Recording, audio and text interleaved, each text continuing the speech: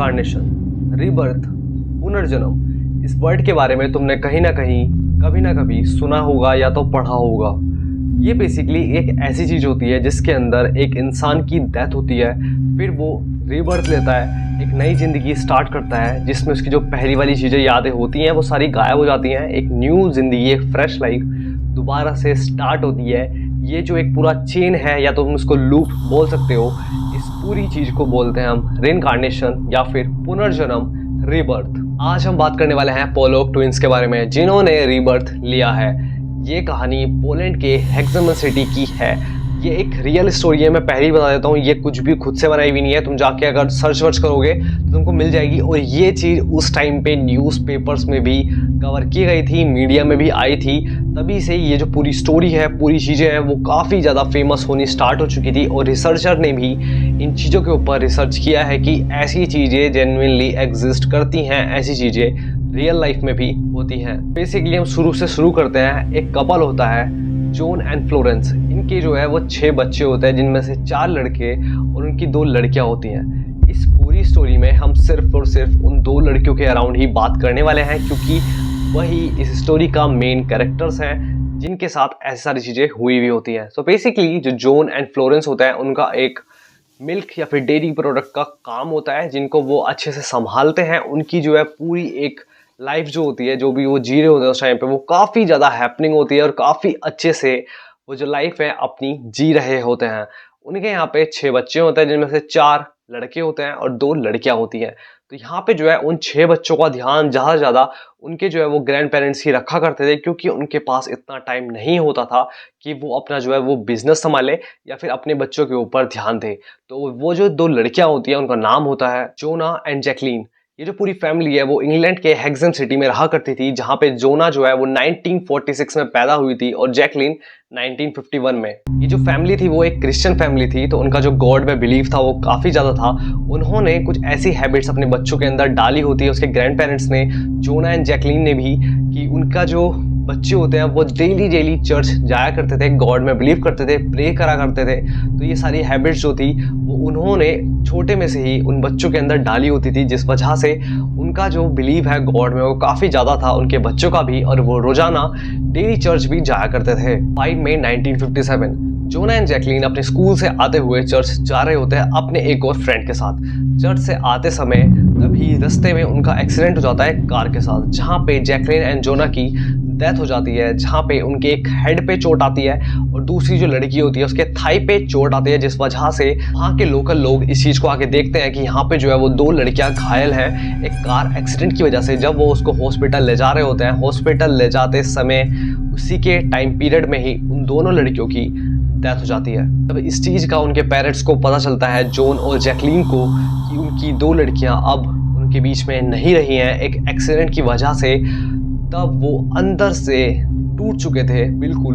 उनको इस चीज़ के बारे में बिलीव ही नहीं हो रहा था कि उनके साथ कभी ऐसा कुछ हो भी सकता है। उनकी लड़कियां आज उनके बीच में नहीं है, वो बिल्कुल भी इस चीज़ के ऊपर बिलीव कर ही नहीं रहे होते हैं। वो अंदर से इतना ज़्यादा सदमे में, अंदर से इतना ज़्यादा टूट चुके थे, वो अपना बिजनेस में बिल्कुल भी ध्यान नहीं दे रहे थे, जिस वजह से उनका बिजनेस आगे जाके वो काफ़ी ज़्यादा कम हो जाता है। और यहाँ पे उनको डिप्रेशन जैसी चीज़ें भी फेस करने के लिए मिलती है उन दोनों ही कपल को। और यहाँ पे जो है वो एक ही चीज़ लोगों को बोलते आ रहे होते हैं कि हमारी जो बेटियां हैं वो वापस आएंगी, वो हमारे ही बीच में हैं। जैकलीन एंड जोना के साथ ऐसा कुछ हुआ ही नहीं है। वहाँ के जो आसपास के लोग होते हैं, उनके रिलेटिव्स होते हैं, वो इन चीज़ों को देखते हैं, नोटिस करते हैं उन कपल के बीच में कि इनके ऊपर बहुत ही गहरा सदमा अपनी बेटियों के खोने का लगा हुआ है। उनको ये लगता है कि ये स्टार्टिंग की चीज़ें हैं, बट एक टाइम पे आके उनको यहाँ पे नॉर्मलाइज चीज़ें हो जाएंगी, बिल्कुल वो चीज़ ठीक हो जाएंगी। लेकिन ऐसा कुछ भी नहीं होता है।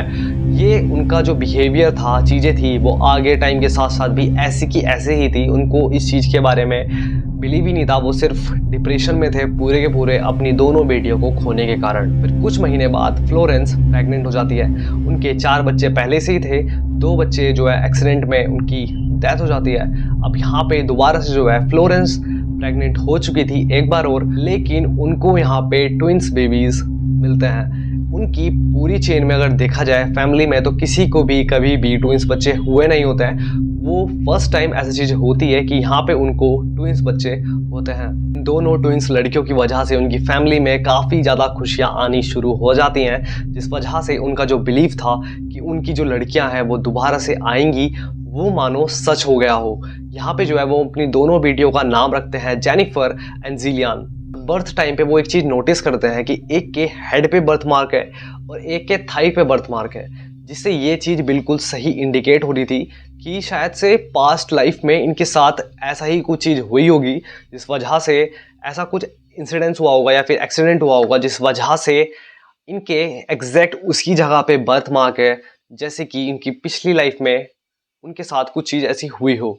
वो कपल इस चीज़ को सीरियस बिल्कुल भी नहीं लेते हैं उस टाइम पे। टाइम धीरे धीरे बीतता है, वो दोनों लड़कियां काफ़ी ज़्यादा बड़ी होनी शुरू होती हैं और यहाँ पे जो है जो ट्विंस होते हैं वो बेसिकली उनका फेस काफ़ी सारी चीज़ें मैच करती है, कैरेक्टरिस्टिक्स मैच करते हैं काफ़ी सारे, लेकिन इनके केस में बिल्कुल अपोजिट था। यहाँ पे उन दोनों ट्विंस का फेस बिल्कुल भी मैच नहीं करता है जब वो धीरे धीरे टाइम के साथ बड़ी होती हैं। और दूसरी चीज़, यहाँ पे वो कुछ ऐसी चीज़ नोटिस करते हैं जो कि उनके लिए वो डॉल्स लेके आता है, जो कि सेम डॉल्स वो जो लड़कियां होती थी वो खेला करती थी, जिनका एक्सीडेंट हुआ था। उसके बाद वो जो न्यू बेबीज थे, वो ट्विंस थी, उन्हीं को वो सेम टॉयज देते हैं खेलने के लिए। और एक यहाँ पे शॉकिंग चीज़ होती है, मेरे को लिटरली गूज़बम्स सारे चीज़ बोलते हुए भी अभी भी, वो जो लड़कियां होती हैं वो सेम नाम रखती हैं उन डॉल्स का, जो कि जिन लड़कियों का एक्सीडेंट हुआ होता है उनका जो डॉल्स का नेम उन्होंने रखा था उस टाइम पे, वही लड़कियां उन डॉल्स को उसी नाम से पुकारना शुरू करती हैं और वहाँ पे उन्हीं डॉल्स के साथ खेलती हैं। वो ट्विंस जेनिफर जिलियन बड़ी होती है, 5 साल की होने के बाद उनका जो है एडमिशन्स की बातचीत होनी शुरू होती है कि इनका एडमिशन्स कराना है। तभी वो वहाँ के आसपास लोकल एरिया में लेके उनको घूमा करते थे, जहाँ पे एक शॉकिंग चीज़ निकल के आती है कि वहाँ के जो लोकल एरियाज था, कॉलोनीज थी, गली थी, उन लड़कियों को जैसे मानो वो सारी चीज़ें याद हों। यहाँ पे हम घूमा करते थे, ऐसी जगहें जो कि वहाँ के आसपास के लोग उन लड़कियों को घुमाते थे उस टाइम पे जिनका एक्सीडेंट हुआ था। उन लड़कियों को मानो ये सारी चीज़ें पता हो कि इस जगह पे ये चीज़ है, इस कॉलोनी में हमारा घर आता है, यहाँ पे आगे जाके स्कूल है, इस जगह पे चर्च है। ये सारी चीज़ें उन लड़कियों को पहली चीज़ें पता ही नहीं होती हैं, बट उनको ये सारी चीज़ें एकदम से पता चलती है। और ये जो कपल है वो इन चीज़ों को देखते हुए काफ़ी ज़्यादा शॉक रह जाता है। और जब भी वो कपल उन लड़कियों को बाहर घुमाने ले जाते थे, उन ट्विंस को बाहर घुमाने के लिए वॉक पे लेके जाते थे, तब वहाँ पे आसपास रोड पे गुजरती हुई कारें जब निकलती थी, यहाँ पे एक और शॉकिंग चीज़ है, वो जो लड़कियाँ थी, वो जो ट्विंस थी दोनों की दोनों, जेनिफर और जिलियन, वो उन कारों को देखकर डरती थी और रोना शुरू कर देती थी कि जैसे उनका पास्ट लाइफ में कुछ इनसे बहुत ही बुरा चीज़ हुआ हो।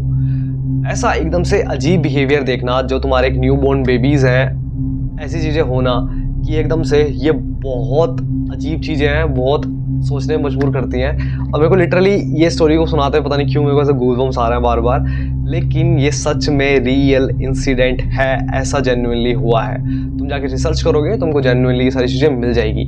लेकिन ये सारी चीज़ें चल रही थी, लेकिन एक टाइम पे आके इनका बिलीव इतना ज़्यादा स्ट्रॉन्ग हो जाता है इस चीज़ के ऊपर कि इनका जो है वो रिकार्नेशन हुआ है, इनका पुनर्जन्म हुआ है दोबारा से।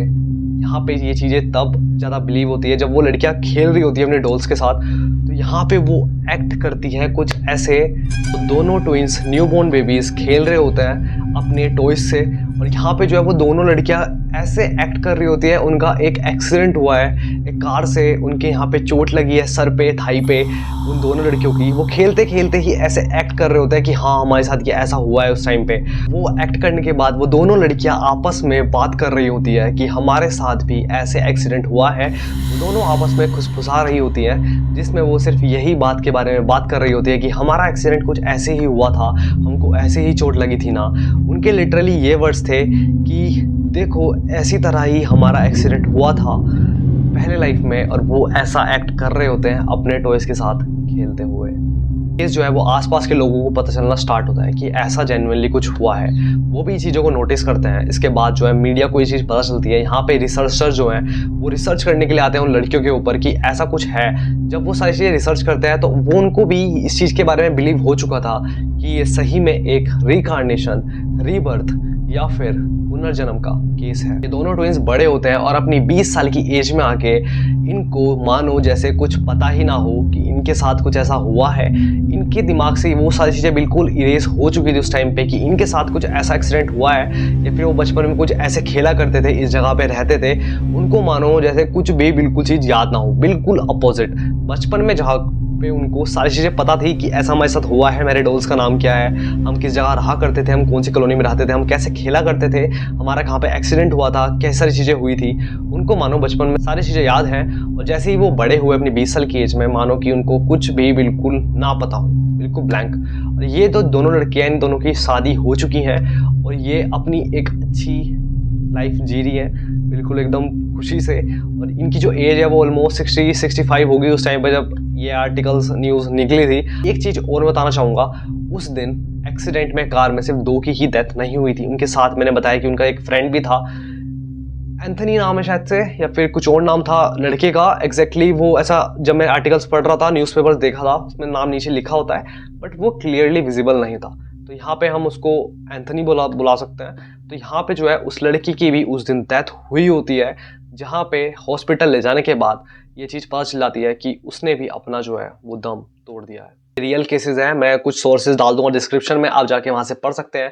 आपका बिलीव है या नहीं है, आपको ये पूरा केस कैसा लगा, आप जाके मेरे को कमेंट सेक्शन में बता सकते हैं। आपको अब बिलीव हुआ है या नहीं हुआ है, आप इस चीज़ों के बारे में मानते हो या नहीं मानते हो, ऐसी चीज़ें पॉसिबल हैं या नहीं भी है, आप जाके मेरे को कमेंट सेक्शन में लिख सकते हो। अपना ओपिनियन, वीडियो कैसी लगी है वो जाके तुम कमेंट सेक्शन में बता सकते हो।